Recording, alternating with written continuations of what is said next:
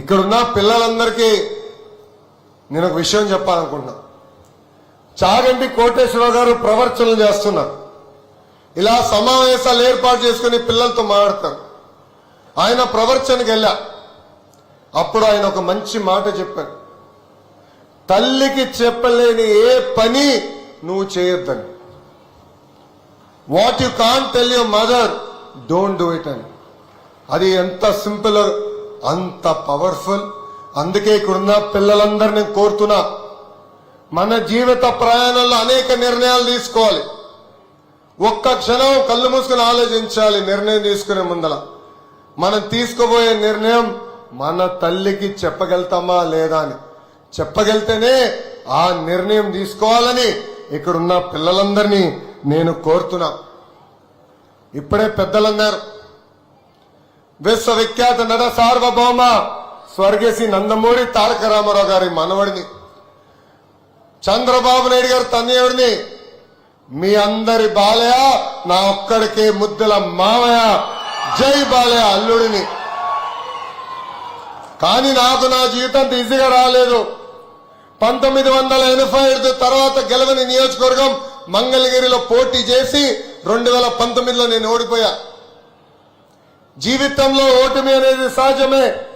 కానీ ఆ ఓటమి ద్వారా మనం అనేక పాఠాలు నేర్చుకోవాల్సిన అవసరం ఉంది. 5 సంవత్సరాలు కష్టపడి చెమటోర్చి మళ్ళీ అక్కడనే పోటీ చేశాను. యావత్ ఆంధ్ర రాష్ట్రంలో 3rd హైయెస్ట్ మెజారిటీతో నేను గెలుస్తాం జరిగింది. ఈరోజు సమాజంలో కూడా పిల్లలు చాలా సెన్సిటివ్ గా మారిపోయారు. ఒక్క ఎగ్జామ్ లో ఫెయిల్ అవుతే ఏకంగా ఆత్మహత్య చేసుకునే పరిస్థితులు మనం చూస్తున్నాం. అందుకే పిల్లలందరూ నేను తెలియజేయదలుచుకున్నా, మార్కులు తక్కువ వచ్చాయని, జీవితంలో ఎదురు దెబ్బ వచ్చిందని అధైర్య పడద్దండి.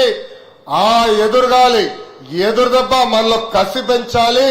6 నిమిషాలు కష్టపడి అనుకున్న దాన్ని మీరు సాధించాలని ఈ సభాముఖంగా కోరుతున్నా. నేను పిల్లలు ఎప్పుడు కలిసినా ఫెయిల్ అన్న పదానికి కొత్త అర్థం తీసుకొచ్చా. First attempt in learning. So failure అనేది ఇలా ఆలోచించాలని ఇక్కడ ఉన్న పిల్లలందరూ నేను కోరుకుంటున్నా. కర్ణాటక పిల్లలు ತುಂಬಾ ಸ್ಮಾರ್ಟ್, ತುಂಬಾ ಡಿಸಿಪ್ಲಿನ್ ಇದೆ. ನಿಮ್ಮ ಫ್ಯೂಚರ್ ತುಂಬಾ ಬ್ರೈಟ್. ನೀವು India future. Dream big and achieve. Big dreams ಮಾಡ್ಕೊಳ್ಳಿ, ಅದನ್ನ అచీవ్ ಮಾಡಿ. ఈరోజు నేను కర్ణాటకకు వచ్చిన ఆంధ్ర రాష్ట్రానికి వచ్చినట్టుంది. పెద్ద ఎత్తున మీరు నా ఘన స్వాగతం పలికారు. ఆంధ్రాలో జన్మించిన వారు ఉన్నారు, కానీ వలసలుగా కర్ణాటకకు వచ్చారు. ఆంధ్రప్రదేశ్ అంటే ఇష్టమైన కర్ణాటకని కన్న తల్లిగా భావించే ఇక్కడ మీరందరూ ఉన్నారు.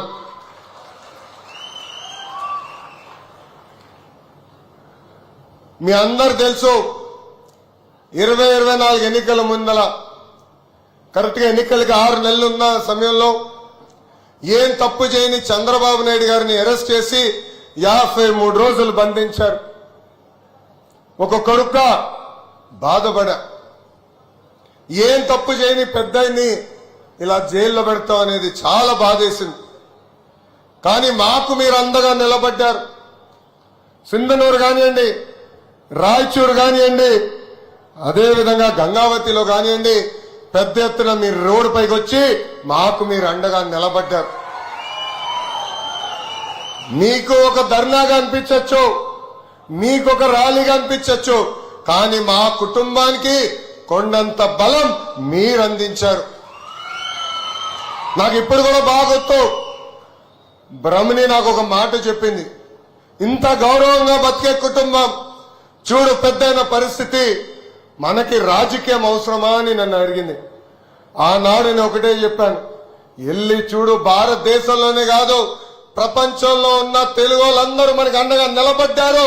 మన జీవితాంతం వాళ్ళకి రుణపడి ఉండాలని చెప్తాం జరిగింది. మొన్న జరిగిన ఎన్నికల్లో కూడా మీరు వచ్చారు. ఇక్కడ చాలా మంది కష్టపడ్డారు. దాని ఫలితమే జైల్లో ఆనాడు జైల్లో చంద్రబాబు నాయుడు గారిని పెడితే కరెక్ట్ గా 6 నెలల తర్వాత గౌరవ ప్రధానమంత్రి గారి పక్కన మీరు కూర్చోబెడతాం జరిగింది. దానికి మా కుటుంబం మీకు రుణపడి ఉంటుందని ఈ సభాముఖంగా తెలియజేస్తున్నా. సింధనూరు ఎడ్యుకేషన్ లో నంబర్ 1, ఆటోమొబైల్లో నంబర్ 1, రైస్ ప్రొడక్షన్ లో కూడా నంబర్ 1, పన్నుల్లో కట్టే దాంట్లో కూడా మీరు నంబర్ 1. సింధనూరు రికార్డులు ఎవడు బదలు కొట్టలేదు. అదేవిధంగా సింధనూరులో శ్రీ కృష్ణదేవరాయ సైనిక్ స్కూల్ కూడా నంబర్ 1 అవ్వాలని ఈ సభాముఖంగా నేను కోరుకుంటున్నా. ఆనాడు తెలుగులో వలసలకు వచ్చి సొంత నిధులు ఖర్చు పెట్టి విద్య వైద్యం కూడా నిరుపేద కుటుంబాలకు అందిస్తాం జరిగింది. ఈ సేవా దృక్పథం ముందలు తీసుకెళ్లాలని ఇక్కడున్న తెలుగులందరినీ ఈ సభాముఖంగా నేను కోరుతున్నా.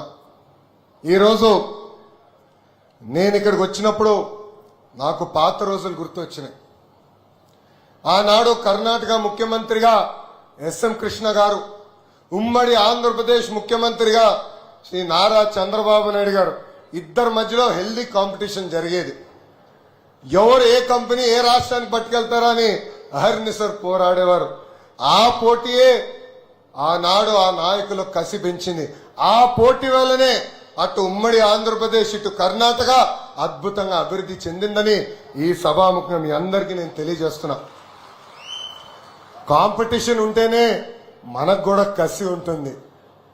వేదికమైన పెద్దలు కుమారస్వామి గారు కూర్చున్నారు. కుమారస్వామి గారి కుటుంబానికి మా కుటుంబానికి చాలా, ఒక మాట చెప్పాలంటే స్ట్రాంగ్ రిలేషన్షిప్ ఉంది. ఆనాడు యునైటెడ్ ఫ్రంట్ కన్వీనర్ గా చంద్రబాబు నాయుడు గారు ఉంటే భారతదేశ ప్రధానమంత్రిగా దేవేగౌడ గారు ఉన్నారు. వాళ్ళిద్దరు కలిసికట్టుగా అద్భుతమైన సంస్కరణలు తీసుకొచ్చారు. అద్భుతంగా భారతదేశాన్ని అభివృద్ధి చేసి ముందలు తీసుకెళ్తాం జరుగుతుంది. కరెక్ట్ గా 30 సంవత్సరాల తర్వాత నేను కుమారస్వామి గారితో మాట్లాడటం జరిగింది. మీ అందరు తెలుసు, విశాఖ ఉక్కు ఆంధ్రుల హక్కు అనే నినాదంతో విశాఖపట్నంలో మన స్టీల్ ప్లాంట్ ఏర్పాటు చేసుకుంటాం జరిగింది. గత పాలకుల అవినీతి వల్ల ఆ విశాఖ ఉక్కు అనేక ఇబ్బందులు పడింది. చివరికి ప్లాంట్ మూసేసో అమ్మేసే పరిస్థితికి వచ్చింది. వేదికమైన విశాఖపట్నం ఎంపీ భరత్ గారికి నేను వారానికి ఒకసారి ఫోన్ చేసేవారు. అయ్యా, ఒక్కసారి వెళ్ళి కుమారస్వామి గారు కలవండి, రిక్వెస్ట్ చేయండి, బతులాడండి, కాలు పట్టుకోండి, విశాఖ ఉక్కుని మటుకు ప్రైవేటీకరణ జరగకుండా చేయమని 10 సార్లు కలిశారు. దాని తర్వాత ఒకరోజు అక్కడికి వెళ్ళి నాకు ఫోన్ చేశాడు భరత్. ఫోన్ చేసి కుమారస్వామి గారు నా పక్కనున్నారు, ఆయనే మీతో మాట్లాడతారని ఫోన్ ఇచ్చారు.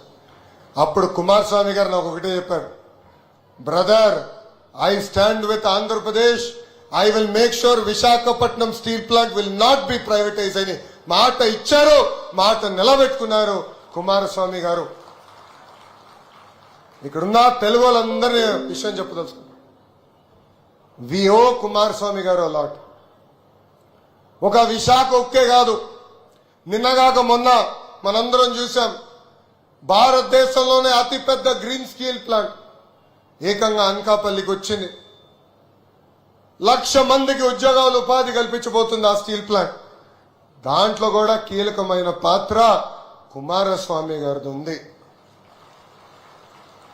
ఒక మాటలో చెప్పాలంటే దక్షిణ భారతదేశం చేసుకున్న అదృష్టం ఈ రోజు కుమారస్వామి గారు మనందరికీ హెవీ ఇండస్ట్రీస్ స్టీల్ మంత్రి అవుతాం. Sir, the people of Andhra Pradesh owe you a lot. We stand by you. We will work together to develop South India, to develop our states and to make India proud. And we will play our role in the Honorable Prime Minister Shri Narendra Modi ji's vision of Viksit Bharat 2047. మీ అందరు తెలుసు కుమారస్వామి గారు